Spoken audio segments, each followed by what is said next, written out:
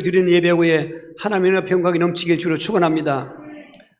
성경 다음에 많이 읽혀지는 유대인들 중에 탈무드라는 책이 있는데, 탈무드에는 인생을 7단계로 나눠서 비유했습니다. 첫째가 임금님 단계, 두 번째는 돼지, 세 번째는 염소, 네 번째는 말, 다섯 번째는 당나귀, 여섯 번째는 개, 일곱 번째는 원숭이로 했습니다. 그 비유의 의미가 우리에게 많은 교훈을 주는데, 임금님 단계는 1살, 2살짜리들로 아주 임금치는 받든답니다.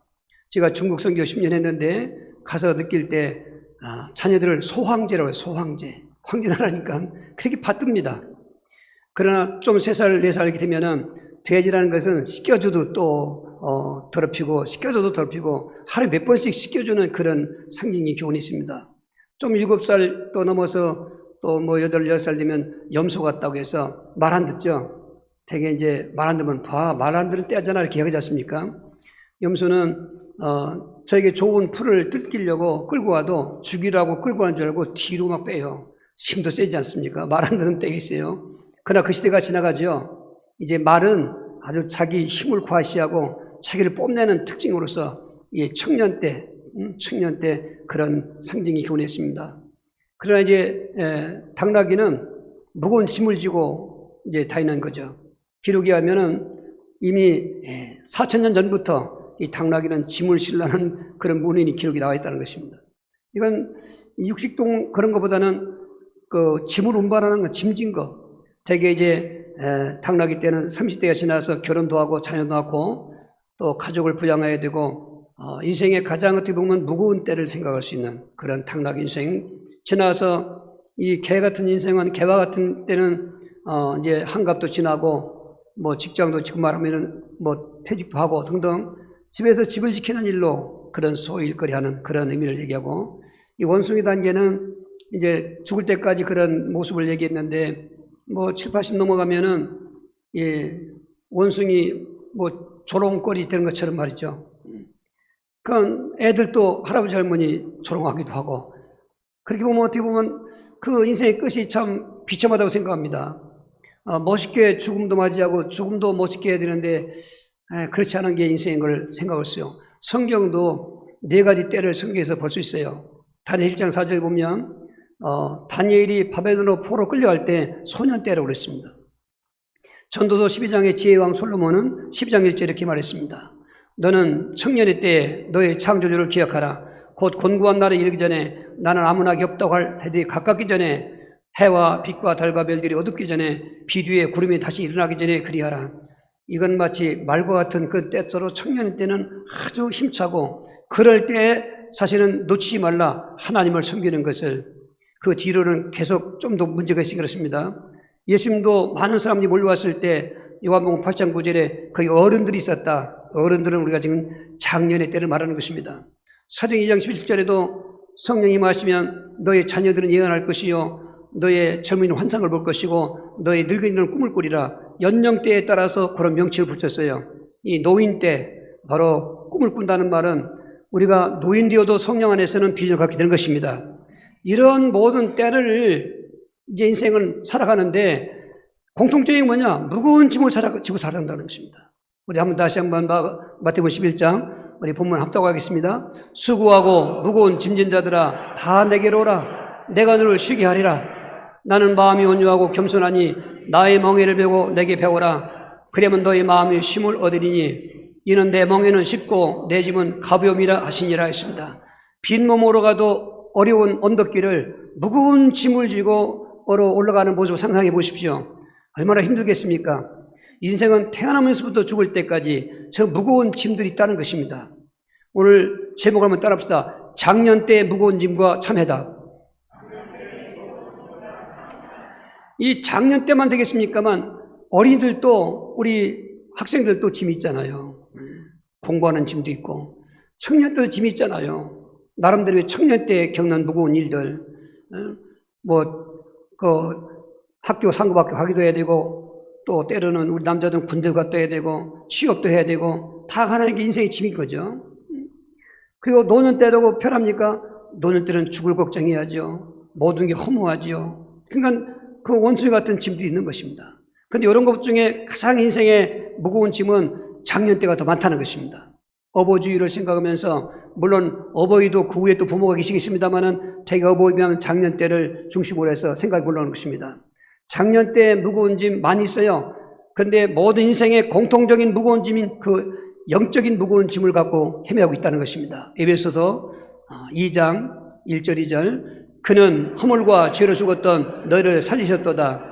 그때 너희는 그 가운데 생하여 이 세상 풍조를 따르고 공중의 권세한 자를 따랐으니 곧 지금 불순종의 아들들 가운데 역사하는 형이라. 이 영적인 무거운 짐은 태어나면서부터 누구한테 짊어진 것입니다.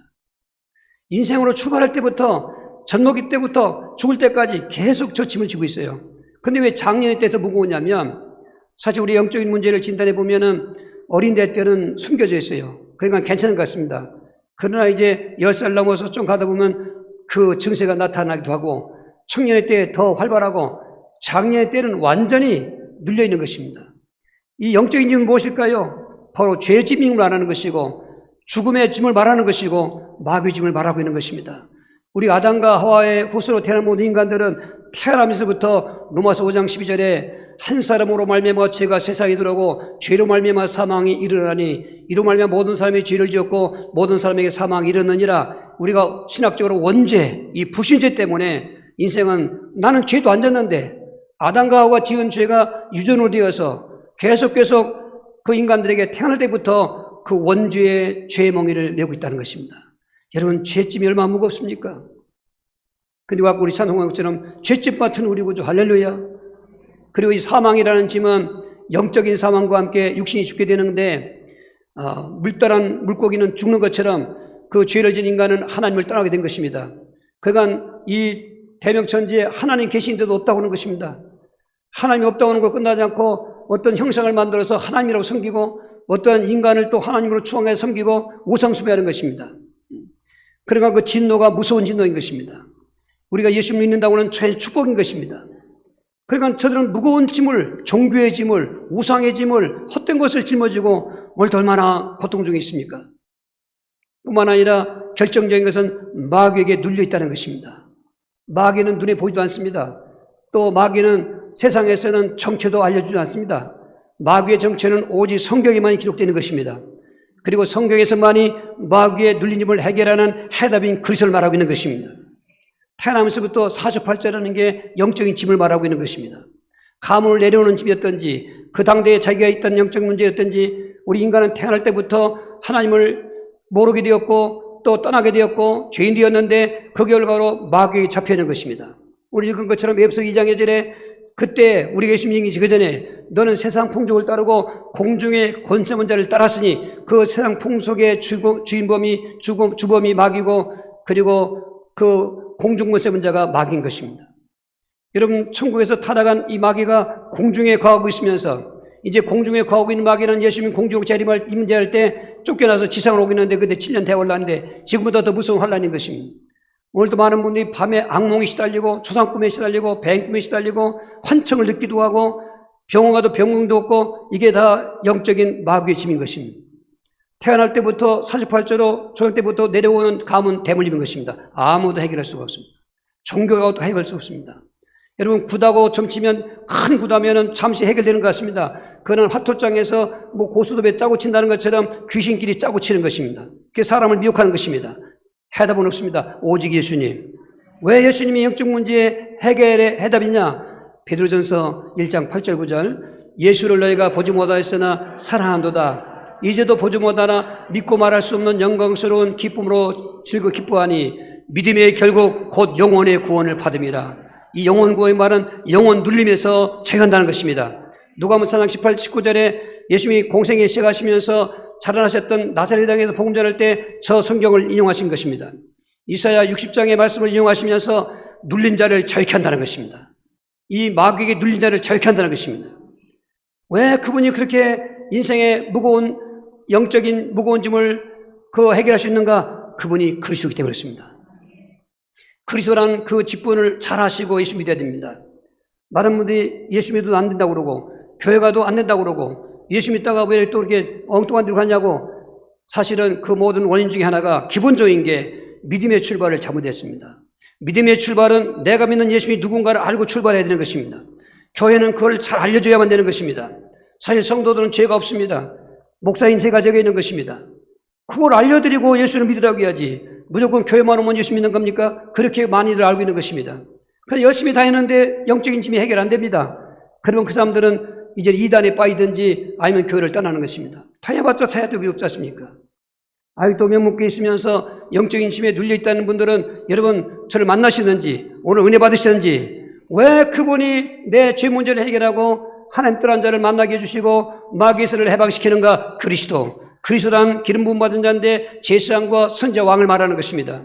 제사장인 그 직분으로 십자가에 죽으셔서 인간의 모든 원죄, 조상죄까지 자본죄까지 속죄하시는 제사장이시고 또 하나님이신 그분이 인간이 되어 이 땅에 성육신한 것은 교도소에 있는 사람은 집에 못 가는 것처럼 인간은 하나님께 찾아갈 수가 없는데 가족이 면회 가야 되는 것처럼 하나님이 우리에게 찾아오셔서 그 예수 믿으면 하나님 만나고 하나님과 함께하는 것이고 그리고 사망의 시련자 마귀를 멸해서 부활하신 그 왕의 권세로 그 이름만 불러도 귀신이 떠나가게 하시고 악몽 꿔도 악몽을 이기게 해주시고 이보다 더 큰 자유가 됐겠습니다.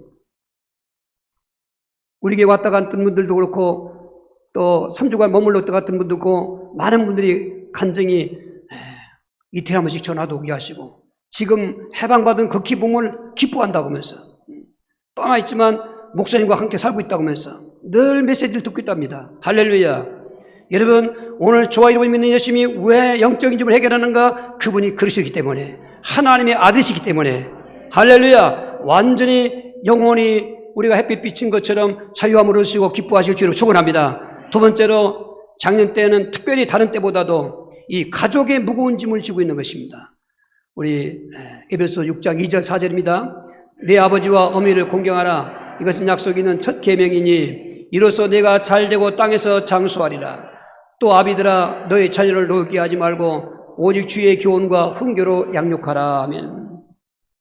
이 작년 때가 특별히 가장입니다. 가장. 결혼하고 나서 이제 자녀도 낳고 또 지금은 그렇게 한 가족이 같이 살지는 않지만 부모님이 또 의로 계시고 그러니까 이 부모를 공경하라는 그 계명은 10계명 중에 사람에게 주신 계명 중에 첫째 계명인 것입니다. 하나님께 대한 첫째 계명은 오직 여호와 외에 다른 신을 섬기지 말라는 것인데 인간과의 그 주님 계명 그러니까 앞에 네 가지는 하나님과의 관계 뒤에 6가지는 인간관계인데 그 첫 번째가 내 부모를 공경하라는 것입니다. 그러니까 이 작년 때는 부모님을 공경하다. 물론 우리 청년 때 어린 때도 마찬가지지만 부모 공경하지 않습니까? 여러분 오늘만 어버이주일로 생각하지 마시고 항상 부모님 살아계신 동안은 성경 말씀처럼 하나님 계명처럼 공경해야 되는 것입니다. 그 공경할 때 내 할 일 다 하고 내 시간 다 맞춰서 아닙니다. 그걸 다 뒤로 하고라도 먼저 공경해야 되는 것입니다. 그게 안 됐을 때 돌아가시고 나면 후회하는 것입니다. 그래서 다른 사람들 보면은 그 돌아가신 부모를 생각하고 막 노래 부르지 않습니까? 불러봐도 통곡해봐도 만날 수 없다고 하지 않습니까? 그래서 살아계실 때 돌아가셔서 뭐 제사 잘 지내고 무덤 잘 써서 소용없습니다. 다 그건 귀신에게 경배하기 때문에 부모를 공경하셔야 되는 것입니다. 또 자녀들 짓지 않습니까? 그러니까 자녀 양육도 만만치 않지 않습니까? 얼마나 무거운 짐이겠습니까?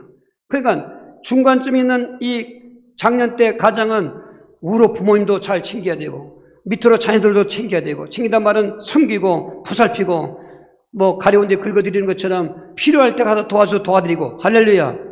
그게 사실은 당연한 거지만 그래 우리는 생활 속에서 내 짐이 된다는 것입니다.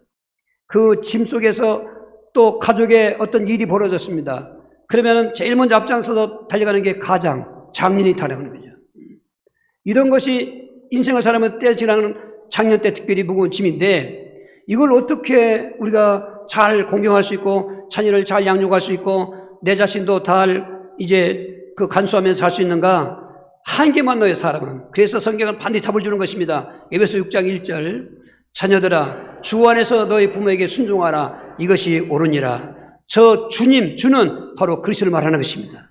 여러분 우리가 예수님을 주로 모시고 그 안에 있어서 그분이 내 안에 계시면 물론 선풍적으로 착해서 부모를 잘 공경하고 자녀를 잘 양육하는 것도 있지만 말씀드렸잖아요. 한계 와요. 그런데 예수님이 내 마음의 주인 되시면 예수님이 주시는 은혜로 말미암아 내가 부모니까 공경도 하지만 그 주의 주시는 은혜로 말미암아 공경하는 것입니다. 우리가 어떻게 이 슬픔과 그리고 사건 많은 세상에 항상 기뻐할 수 있습니까? 그런데 사도 바울은 그 슬픔의 감옥 같은 로마 감옥에 있으면서도 그 감옥 밖에 있는 빌립보 교인들한테 항상 기뻐해라. 그런데 왜? 주 안에서 기뻐해라. 여러분, 그리스도 안에 있으면 되어져요. 그리스도 안에서 은혜 충만하면 부모님을 공경하게 되어 있습니다. 자녀들을 함부로 하지 않습니다. 노엽게 하지 않습니다. 그리고 내 자신의 짐도 그 은혜 안에서 하기 때문에 감당할 수 있는 거죠. 여러분, 주 안에서 이 가장의 무거운 짐도, 작년 때의 무거운 짐도 여러분 쉽게 그리고 당연하게 보람을 느끼면서 감당할 수 있기를 주의로 축원합니다. 세 번째로 다른 때도 마찬가지지만 특별히 작년 때 이 경제의 무거운 짐을 지고 있는 것입니다. 누가복음 16장 3절 청지기가 속으로 이르되 주인이 내 직분을 빼앗으니 내가 무엇을 할까? 땅을 파자니 힘이 없고 빌어먹자니 부끄럽구나. 지금 우리말로 말하면 이제 실직당한 거죠. 그러니까 직장에서 쫓겨났다 그 말이죠. 그러니 그동안 우리 가정의 모든 생활을 지금이니까 이게 부부 맞벌이도 하고 또 여러 가지 알바도 하지 않습니까? 예전에는 가장이 경제 수입의 주죠. 가장이 아프면 가장이 쓰러지면 큰일 나는 거예요, 이게. 그러니까 이 가장이 있을 때, 작년 가장, 이 경제 문제가 심각한 거예요. 이 사람이 지금 쫓겨나게 됐습니다.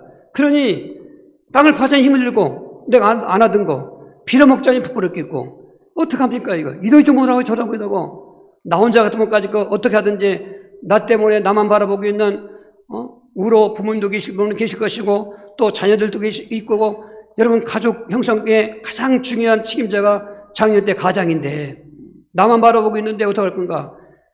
그러니까 그 고민스러운 그 고백을 오늘 듣는 것처럼 제가 이제 택시를 탔는데 그 기사 앞에 오늘 또 안전 이렇게 앞서고서 가족 사진을 놓았더라고요. 저는 그거 볼 때 마음이 뭉클하더라고요.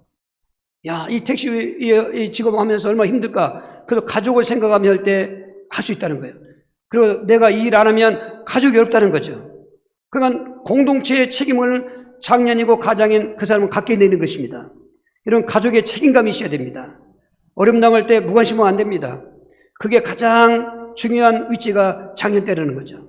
청년 때는 부모님 또 의지하고 노년 때는 또 자식 의지하고 그런데 중간에 있는 장년 때는 어디 의지할 수 없어요. 이때 우리는 하나님을 의지하면 되는 것입니다. 할렐루야. 고린도서 8장 9절 우리 주 예수 그리스도의 은혜를 너희가 알거니와 부유하신 이로서 너희를 위하여 가난하게 되심은 그의 가난함으로 말미암아 너희를 부유하게 하려 하심이라. 할렐루야. 예수님은 우리의 영적인 짐만 해결해서 구원받게 하는 게 아니고 가장의 짐도 잘 지게 해서 그렇게 가정의 모든 평화를 이룬 것만 아니고 경제 문제도 해결해 주시는 것입니다. 저는 하루아침에 그 어린 나이에 가장이 됐습니다. 가장 되신 아버지가 갑자기 돌아가시니까 오전에 아침까지 같이 들었는데 오후에 돌아가셨으니까 하루아침에 20대에 가장이 된 거예요. 그러니까 살 힘이 없어요. 거기다가 경제 문제가 또 만만치 않습니다. 벌려놓은 사업이 다 실패한 가운데 국가 부채가 절반이나 되는데 또 사채도 있고 이게 그동안 허랑하게 아버지 그늘 아래서 살던 내가 갑자기 빚쟁이들이 몰려오고 또 그 수협에서는 항상 경고장이 날라오고 막 자살 충동이 오는 거예요. 이게 어디 피할 길이 없어요. 그러니 우리 할머니가 아직 계셨고 그 뒤에 10년 더 사셨는데 어머니 아무것도 모르고 가정 아주 정상적인 한국의 여인상 같은 분이고 애들도 막내가 6살밖에 안 되고 6남매인데 이게 지금 저 하나가 잘못되면 다 안 되는 거예요. 자살 못하겠더라고. 차선책으로 난 머리 깎고 중되려고 했어요. 난 중들들 다 이해하고 있습니다. 그 사람들이 거기 가고 싶어 가 있는 게 아닙니다. 도저히 이 속세는 살 수가 없는 거예요, 이게. 요즘도 자연인인가 방송 나오는 거 보니까 그 첩첩산 중에 요즘은 여자도 나오더라고. 거기서 어떻게 삽니까, 그게? 그러나 세상에 그 공포나 두려움보다 그게 낫기 때문에 하는 거예요. 이렇게 절대절명의 위기 앞에서 하나님이 찾아오신 것입니다. 그 전에 누가 전도하면은 난 대놓고 욕했습니다. 직설법을 썼어요. 뭐 충청도식으로 예의하고서 안 가고 그런 게 아니고 충청도 사람은 믿을 수 없다는 거예요. 말하면 전도하면 예. 안 와요. 다음날 예. 맨날 예야 예. 그게 잘 알아야 돼. 저게 싫었어요. 직설법. 그만 확실했으니까. 근데 저를 위해서 3일을 금식하고 온 목사님이 전도하시는데 예수를 믿고 싶어서 알고 싶어서 한 게 아니고 그분의 그 행위가 제 마음을 움직였어요. 그래서 전도할 때 물론 하지만 말만 예수 오면 안 돼. 우리가 그 사람에게 관계가 잘 돼야 돼요. 그런데 하나님이 그 위기 속이니까 그랬는지 급히 은혜 주셔서 예수를 체험하게 된 거죠. 그때부터 가장의 짐이 풀어졌어요. 여전히 환경은 그렇고 나이도 똑같지만은 어른애가 됐어요. 그 애가 어른 된 거예요, 이게. 그게 40대 그런 이상의 어떤 생활 철학과 생활관이 주어졌어요. 세대 겁날 게 은혜 받고 나니까. 은혜 받고 나면 겁날 게 없어요. 여기 경제지문도 해결됐어요.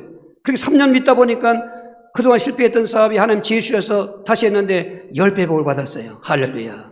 그거 하면 빚이 다 갚아지고 동네에서 화제가 됐지요. 저거 종원이 저거 과거에 술 먹고 그렇게 뭐 유행감 모르고 다니더니 외직이 술 담배가 끊어지고 저런 사람이 됐느냐? 아, 예수 믿는데? 예수 믿는데. 여러분 알고 있는 친구나 친척이나는 말도 하지만 말 갖고 안 돼요. 삶이 현장이 돼야 되는 거예요. 할렐루야. 아, 얼마나 감사한지. 여러분 구원은 가장 기본적인 그 축복이지만 생활회복 그 모든 비본적인 회복이 따라오게 되는 것입니다. 여러분 그런 예활 제가 그 실화를 들었습니다. 아파트 정말 지하단 그만큼에서 곰팡이 나는 월세방 사는 부부가 믿음 좋은 부부가 있었는데 이들이 오로지 꿈은 우측으로 올라가는 거예요. 지상으로 올라가는 거예요. 전에 우리 성도들 중에도 지하에서 사는 사람들 보면 신방 가면 곰팡이 냄새가 보통 아니더라고요. 장마 때는 뭐 살지 못한다 하더라고요. 근데 저들이 열심히 살아서 여러분 예수님 안에서 왜 부자가 되냐면 부지런해져요. 할렐루야. 게으른 사람들은 문제가 있는 거예요. 이게 귀신은 자꾸 게을르게 만들어요. 그냥 무감하게 만들어요. 예수님은 막 정신을 차리가는 거예요. 이게 할렐루야. 그러면서 자기가 갖고 있는 어떤 재능이 있으면 거기에 재능의 전문성에다가 복을 주시는 거예요. 이게. 그리고 복음성이란 말은 하나님 앞에 감사할 때 그게 축복의 열매가 맺는 거예요. 이게. 근데 이분들이 그렇게 고난에 가난한 생을 살았는데 어느 날 눈이 딱 떠졌어요. 아파트 값이 다 아니까 예를 들면 한 2억 가는 아파트인데 1억도 안 되게 나온 거예요, 이게.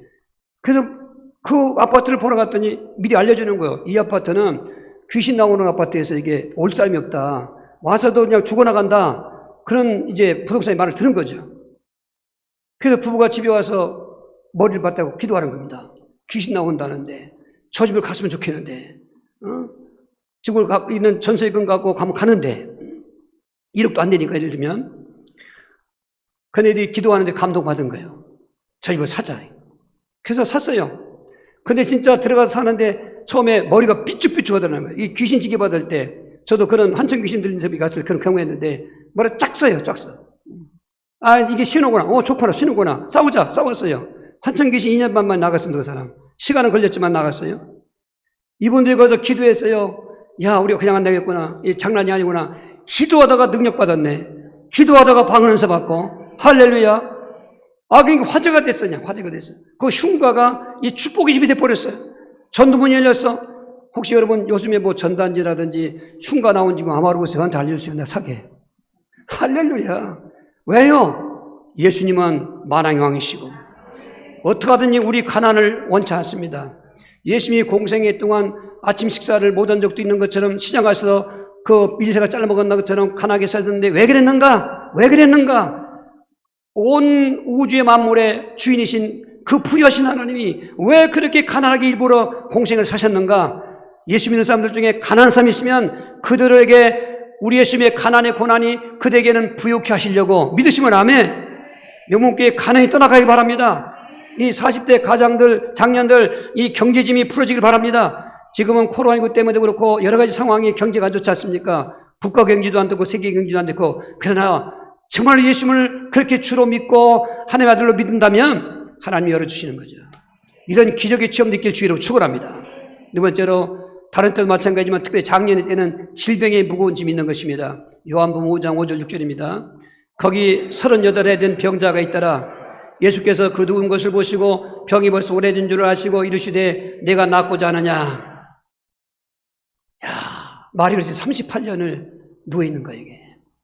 얼마나 무겁겠습니까, 병이. 그럴 때 흔히 하는 말이, 앓느니 죽는다는 말이 나오는 거죠, 이게. 저렇게 오랜 병을 앓고 있으면 다 가족 관계도 깨지고요. 그 장병에 효자 없다고 여러분 다 한 개 만나요. 오늘 이렇게 건강한 것 여러분 감사하셔야 돼요.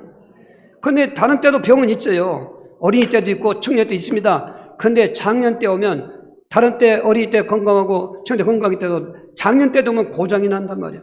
이 뉴턴이 말한 것처럼 육체는 기교가 같다는 거죠. 공장에서 가출 구한 기계는 성능 좋잖아요. 그러나 비 맞고 세월 지나가면 녹도 들고 여기저기서 부품 교체해야 되고 하는 것처럼 오늘 육체인 우리 몸을 갖고 있는 사람은 작년 때 오면서 그동안에 없던 병이 드러나고 그리고 이 발견되면서 고통스러운 거예요. 병원을 생략한다가도 저도 지난주에 병원 2번 하겠는데 어깨 통증 때문에 한 번 더 오라니까 가야 될까 말할까.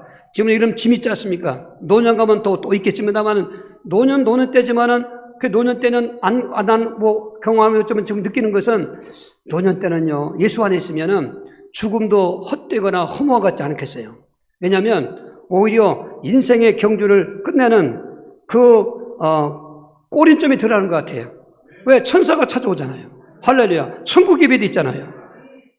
그러니까 성경에서 믿음이 성공한 사람들은 다 그런 희망을 가지고 있더라고. 심지어 돌에 맞아 순교하는 서대반 집사님은 그 고난 속에 하나님께 은혜 주셨는데 천국을 보여주잖아요. 하나님 보좌 보이고 예수님 보좌 위에 서 계심을 보시고 여러분 이 시간 믿음으로 보시기 바랍니다.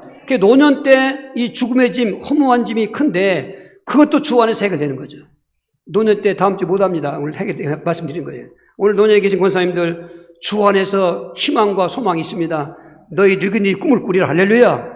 노년 때 꿈을 꾸는 거죠. 천국의 꿈을 꾸는 것입니다. 절대로 인생은 주 안에 있으면 어느 때든지 승리하는 것입니다. 그러나 이 작년 때 몸이 고장나고 아프면은 말씀드린 것처럼 앞에 있는 가정의 짐, 경제의 짐도 함께 문제 오기 때문에 어렵다고 말하죠. 그런데 이 질병의 종류를 알고 해답을 알아야 되는데 질병의 종류는 만 가지가 있지만 크게 세 가지입니다. 일반 질병, 지역 질병, 귀신 질병입니다. 일반 질병은 누구든지 여러분 이런 코로나19 누구든지 가는 거죠. 전염병 아니겠습니까? 죄악 질병은 초상적인 그 업보가 있다든지 내가 자꾸 죄를 지면 그 죄값으로 온 질병이 있습니다. 야고보서 5장 16절 병든 자들은 죄를 서로 고하며 기도해라. 믿음의 기도는 역사하는 힘이 많다고 말한 것입니다. 그러니까 이게 몸이 아플 때는 혹시 하면은 떠올려야 됩니다. 왜 왔는가 이게 일반 질병인지 죄악 질병인지. 근데 세 번째가 아주 골치 아픈 질병이 귀신 질병인 것입니다. 이건 약도 없어요. 병명도 없어요. 돌아온 무속인이 간증하는데 무속 생활할 때 그렇게 몸이 아파서 병원 가봐도 그 자기를 살리려고 엄마가 여기저기 다 다니고 큰 병원 다 다녀도 병명이 없어. 병명이 아주 그게 더 죽을 병이다. 더 고통스러웠다는 거예요. 병명 없어요. 그런데 예수님 앞에 나오면 병명이 진단되는 거죠. 내 조상 속에 누가 이런 병 가지고 있었구나. 너희 가문에 어떤 사람이 이렇게 죽었구나. 딱 진단되는 거예요, 이게. 그러니까 이 병명을 알아야 이제 치유가 되는데 귀신 병명이 없어요. 근데 이런 모든 일반 질병, 죄악 질병, 귀신 질병일지라도 치유자는 오직 예수 그리스도. 마태복음 8장 16절 저물매 사람들이 귀신들을 많이 데리고 예수께 오거늘 예수께서 말씀으로 귀신들을 쫓아내시고 병든 자를 다 고치시니 일반 질병인 베드로의 장모의 열병을 손을 잡고 기도하니까 열병이 싹 사라졌습니다. 죄악 질병인 그 중풍병자에게 내가 죄산 받았니라니까 들것에 실고한 사람이 걸어갔습니다. 귀신 질병 수많은 사람들 그 귀신 내쫓을 때 그 귀신이 떠나가는데 예수님이 공생의 때만 아니라 예수님이 승천하고 나온 사도들이 갔을 때 또 빌립 집사님 특별히 사마리아성 사도행전 8장 4절 8절에 빌립이 사마리아에 가서 그리스도를 전파했더니 모든 병전자 고침받고 귀신이 붙은 자들이 크게 소리 떠나갔다 하래요. 귀신 떠나갈 때 귀신이 치유되는 것입니다. 어떻게 보면 일반 질병보다 더 깔끔히 치유됩니다. 일반 질병은 기간이 있지 않습니까? 예를 들면 수술하고 나서도 금방 일어나지 못하잖아요. 근데 귀신 질병은 진단돼서 결박만 하면 그날 해결돼요. 할렐루야. 다음부터 악몽이 안 껴지고 뱀 조상 꿈이 없어지고 그리고 이름도 없이 어깨가 아프고 아침에 일어나도 못하고 우리가 무속전도를 오해 다니는 이유가 있어요. 처음엔 뭣도 모르고 열심히 특심이어서 아침부터 일탱했거든. 아주 무당들이 밤새 기도하고 아침에 못 일어나는 거예요. 나중에 시간표가 이게 지혜가 있다. 시간표가 있다. 그래서 오후에 나가는 것입니다. 오후에 일어나 있거든요. 여러분 저들은 그렇게 귀신 질병에 고통당하다 내리꾸다 나은 것 같지만 아니요. 몸주인 귀신이 들어오는 과정이었고 몸주가 들어와서 주기적으로 아픈 거예요. 주기적으로. 하여간 그렇게 질병의 짐을 지고 가다가 지옥 가는 거예요. 이게. 근데 예수님이 오셔서 귀인 내쫓으니까 귀신도 떠나가고 운명팔자도 바꿔지고 명목계의 사명이 있습니다. 땅에 묻혀져 있는 그리스도를, 보물 같은 그리스도를 드러내라는 겁니다. 수없이 예수 예수 부르고 믿지만은 그리스도 없는 예수를 말하고 있는 이때 그리스도인 예수를 말하는 것입니다. 그 증거로 표적과 개조가 이루어지게 주시옵소서. 사복음에서 일어났던 예수님의 기적이, 사도행전에 일어났던 그런 표적의 이석이 이 말세 때 다른 것이 아닌 신비주의, 은사주의로 오는 귀신에 속는 그런 귀신 내쫓는 것이 아니라 정확하게 원칙적으로 복음 가지고 왕 되신 그리스도, 제사장된 그리스도, 선자인 그리스도 선포해라. 이 시간도 선포 받으십시오. 바랍니다. 귀신 따라가는 것입니다. 인생의 짐들이 쉬워라는 것입니다. 왜 사람들이 교회를 자꾸 등한시하고 믿을 필요 없다고 할까? 다녀봐도 더 피곤만 했고 무거운 짐이 더 하나 종교짐이 있어가지고 새벽기도 해야지, 뭐 맨날 오라가라지, 더 귀찮다 이거야. 왜 그랬죠? 맛을 못 봤거든요. 쉼의 맛을 못 봤잖아요. 그것도 한계 온단 말이죠. 여러분 다 사람과 똑같은 건 아니겠지만은 올바로 복음을 전해도 예수님 당시도 마찬가지였지만은 거부한 사람도 있어요. 그러나 정말로 성령의 감동만 드시라면은 이 시간 빈 마음 가지고 그 왕이시고 선자이시고 그 제사장인 그리스도를 내가 정말 믿어보십시오. 그러면 진짜 질병 떠나갑니다. 경제문도 열립니다. 이게 무거운 가장도 감당할 수 있습니다. 영적 문제는 그 즉시 해결되는 거죠. 이런 거를 체험하려면 어떻게 할 것인가? 결론적입니다. 첫 번째로는 그 인생의 무거운 짐, 특별히 가장 때, 작년 때 무거운 짐이 참 해답인 예수를 바르게 알아야 한다 그 말인 것입니다. 마가복음 8장 29절입니다. 또 물으시되 너희는 나를 누구라 하느냐? 베드로가 대답하여 이르되 주는 그리스도이다 하며 또 그리스도를 얘기하고 있습니다. 예, 저는 어쩔 수가 없어요. 이 그리스도를 말하라고 제게 삶이 주기 때문에. 예수만 말하지 말고 그리스도신 예수를 말해라. 하나님의 아들이신 예수를 말해라. 이게 유한겔륜이기 때문에, 기쁜 소식이기 때문이었습니다. 저와 우리 믿는 예수님은 무슨 세상 사람이 말하는 예수님 당시에 세례요한이나 엘리야나 에레미야 선적이 아닙니다. 무슨 뭐 종교 지도자들, 뭐 석가나 공자나 뭐 소크라테스 그 중에 한 사람이 아닙니다. 예수님은 하나님이신 것입니다. 그분이 사람이 되기 때문에 오신 것입니다. 오셔서 하신 일이 그것인 것입니다. 핵심적인 것이. 그래서 바르게 알고 시작해야 됩니다. 정말로 감사한 게 지난 금요일 날 한 분이 영접했는데 오늘 가족이 다 영접했습니다. 할렐루야. 저는 한없이 울었습니다. 너무 기뻐서. 하나님이 이 시간을 위해서, 이런 때를 위해서 세상의 심판을 연장하시구나. 그게 베드로후서 3장 7절 8절인 것입니다. 그런데 이때가 이제 임박하게 됐습니다. 그것도 이제 마지막, 이제는 더 이상 믿을 수가 없는 때가 옵니다. 이게 지금야말로 은혜받을 뻔한 때고 지금은 구원 날인 것입니다. 이럴 때 허송세월 하면 안 됩니다. 내가 만 예수님이 누군가 바르게 알아야 됩니다. 나머지 학생들이 진짜 그 고백이 항상 있어야 됩니다. 주는 그리스도시요 살아계신 하나님의 아들이십니다. 여러분 날마다 누리십시오. 날마다 제가 성전에 있든지 집에 있든지 예수는 그리스도가 가르치기와 전도하기를 그치했다는 말씀이 우리 이수가 되는 것입니다. 그러면 그 무거운 짐도 해결됩니다. 두 번째는 참 해답 되신 그 예수님을 바르게 믿어야 된다는 것입니다. 오늘 본문 한번 다시 한번 합독하시겠습니다. 수고하고 무거운 짐진 자들아 다 내게로 오라. 내가 너를 쉬게 하리라. 나는 마음이 온유하고 겸손하니 나의 멍에를 메고 내게 배우라. 그러면 너의 마음이 쉼을 얻으리니 이는 내 멍에는 쉽고 내 짐은 가벼움이라 하시니라. 예수님이 볼 때 사람들이 무거운 짐을 지고 있는 거예요. 거기 율법의 짐도 있고 죄의 짐도 있고 종교의 짐도 있고 말씀드린 것처럼 저는 생활의 짐도 있고, 그런데 그 짐을 지고 자기들이 해결했다고 발버둥치는 거예요. 그런 군중들을 보면서 다 내게로 오라. 내가 너를 쉬게 하리라. 내 멍에를 메라. 내 멍에는 쉽고 가벼움이라. 할렐루야. 여러분 예수 안에 들어오라는 것입니다. 인생의 무거운 짐을 해결하는 해답자로 믿으시라는 것입니다. 아무리 알아도요 믿지 않으면 소용이 없어요. 믿어야 됩니다. 내 영적인 짐을 해결하시고 내 가장 또 경제 질병의 짐도 해결하시는 분, 오늘 말씀에 구한다면 그렇게 믿으시는 것입니다. 여러분 믿을 때 역사가 일어나요. 여러분 믿으셔야 됩니다. 아멘. 세 번째는 그렇게 알고 믿었으면 그 예수를 날마다 누리라는 것입니다. 사도행전 2장 46절, 47절 날마다 마음을 갖춰요 성전에 목을 힘쓰고 집에서 떡을 떼며 기쁨과 순전한 마음으로 음식을 먹고 하나님을 찬미하며 또 온 백성에게 칭송을 받으니 주께서 구원받는 사람을 날마다 더하게 하시니라. 오늘 교회 중심으로 살라 그 말인 것입니다. 앞에 바르게 알았고 바르게 믿었습니다. 근데 이 시대가 어떻게 됐냐? 교회를 떠나는 시대입니다. 그리고 자기들은 믿고 있습니다. 왜 교회가 필요치 않으면 모두가 교회를 세웠겠습니까? 예수님이 십자가 지기 전에 신앙고백을 받고 난 베드로에게 이 반 속에 내 교회를 세우겠다고 왜 그렇게 예언하십니까? 그렇게 예언하신 그 교회가 오순전날 예수님 승천하는데 열흘 있다가 성령이 강림하심에 처음으로 모였던 예루살렘 교회가 교회 시작인 것입니다. 이 교회는 사도행전 28절에 하나님의 핏값을 주고 세웠다는 것입니다. 그냥 세운 게 아닙니다. 핏값을 주고 이 건물 세운 게 아닙니다. 예수를 믿고 영접한 사람들이 모이는 공동체를 말하는 것입니다. 이 모이는 모임을 교회라고 하는 것입니다. 에클레시아, 부름받아 모인 무리들. 그러니까 오늘 두 사람이 모였든지 세 사람이 모였든지 여러분 같이 모인 장소가 교회라는 것입니다. 이 모임을 왜 필요하냐면 그 모여서 거기서 같이 교제하고 같이 예배드리고 같이 기도하고 함께 어울리면서 예수님을 기억하게 하고 예수님을 또 믿게 하고 약한 사람이 또 힘을 얻고 넘어진 사람이 일어나고 그러는 것입니다.